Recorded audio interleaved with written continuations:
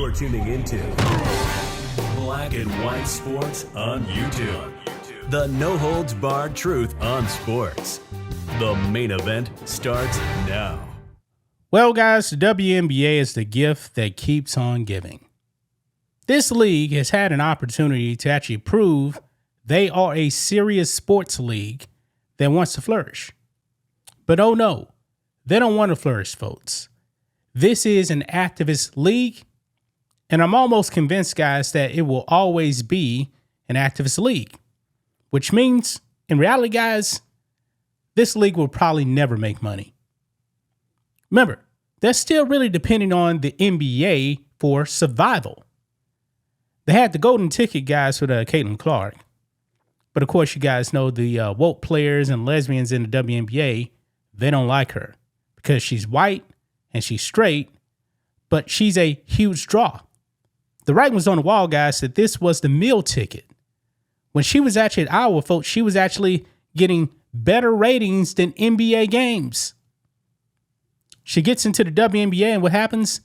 They refuse to accept her. And now with the whole transgender thing, guys, that's just really exploded in the WNBA. And of course, you guys know you actually have two former NBA players that have officially declared for the 2027 WNBA draft. Now, if anybody in the league outside of Sophie Cunningham and a few others actually has some common sense, the league would actually come out and say, no, this league is for actual women that were actually born as women. But no, they're not going to do that. Of course, you guys saw Cheryl Reeves actually wearing that trans kids belong shirt or something like that, or protect trans kids, something along those lines. Also, Golden State Valkyries coach, Natalie Nakoska, she came out and said crazy stuff too. There's just way too many wokesters, folks, in this league for it to survive. However, you actually had a game, I believe last night, between the Minnesota Lynx and the Golden State Valkyries. And before the game, the coaches took an opportunity to actually attack the women who actually want to save women's sports. They don't want transgenders, males, and female sports. But yet, they had another opportunity, guys, to actually correct this thing. They refused. They doubled down on the insanity and attacked women that want to protect women's sports. And these rallies, guys, it's happening now like at every single WNBA arena. And I believe also there was actually one rally outside of America. This is crazy, guys. Let's go ahead and get into it. Here we go. Right over here on Outkick, Lynx Valkyries coaches rip Save Women's Sports movement as pro-trans mob rots first rally at non-fever game. Pro-transgender counter-protesters outnumbered women's sports activists as both coaches dismissed the movement. They don't want anything to do with actually saving women's sports. Well, you know what? I want both of these coaches to come out and say, hey, we welcome Royce White and Enes Kanter Freedom into the WNBA with open arms. But they're not going to do that either. It says here, the WNBA's dealings with the Save Women's Sports movement expanded beyond Indiana Fever games. A rally to support the protection of women's sports was held outside the Chase Center in San Francisco ahead of Wednesday's game between the Golden State Valkyries and the Minnesota Lynx, and a mob of pro-trans activists aggressively descended on it. But before the game, the head coaches of both teams appeared to criticize the movement as a whole when asked about the rally. They're attacking the women that actually want to protect women's sports. This is unreal. Look here. This is Cheryl Reeve here, who's probably the wokest coach in the WNBA. I mean, guys, is she the Greg Popovich or Steve Kerr of the WNBA? Probably so. Listening to this here, because Alke writes, Cheryl Reeves says she doesn't want to give the XY supporters any oxygen because people are buying into it. Wow. Listen in. Games you guys have been at, this issue around, trans participation in sports continues to follow this league. Do you have any new thoughts on how it continues to be a topic? I don't want to give them any more oxygen that they deserve. We know, I've said this before, transgender kids belong.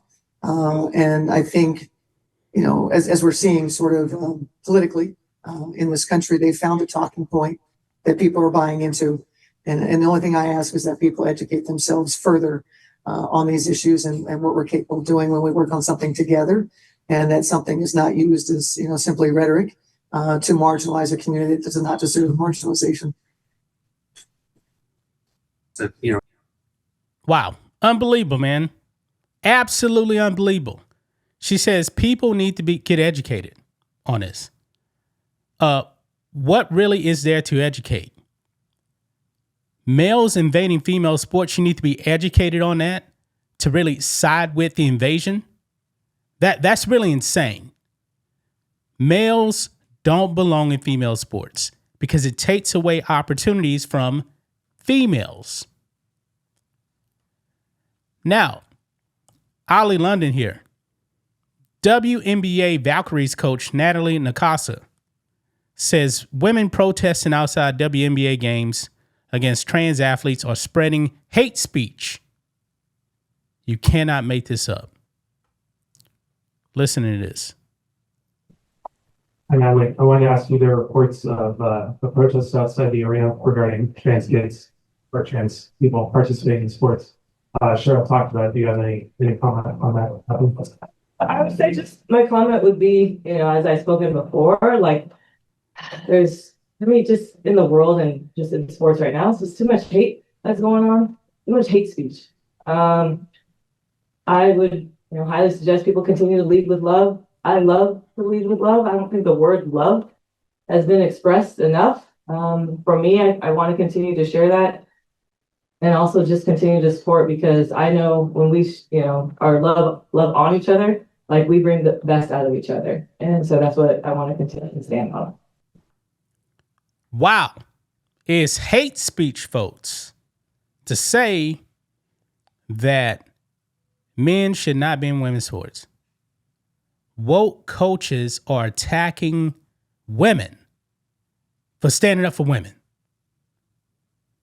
We live in a clown world, folks. I mean, the WNBA is a clown organization.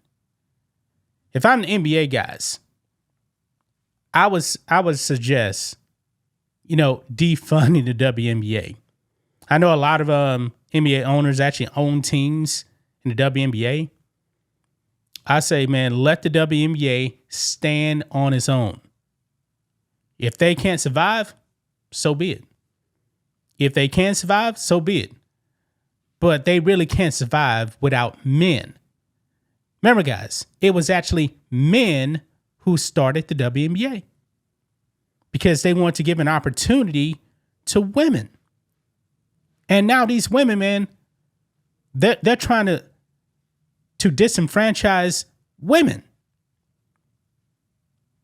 Someone needs to make this make sense to me, folks. 2 WNBA coaches attacking the Save Women's Sports movement because they want a virtue signal. They want the invasion of the WNBA to happen. I suggest, man, we need like 20 more men to declare for the WNBA draft. I'm dead serious. G Leaguers, do it right now. That $40,000 a year, man, you'll make $500,000 in WNBA. That's a lot of money. Just identify as a woman. You guys are going to be superstars in the WNBA. This league, man, this is a dead league. It just is. This league is pathetic. Pathetic.